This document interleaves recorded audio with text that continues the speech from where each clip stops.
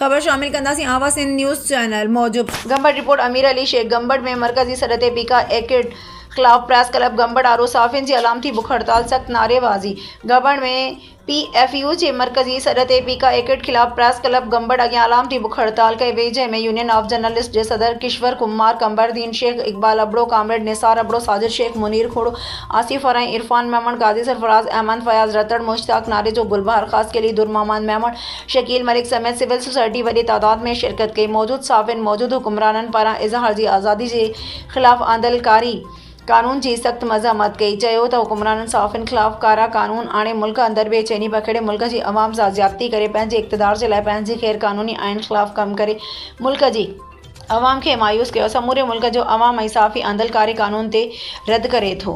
अलाए हुकूमत छा थी चाहे।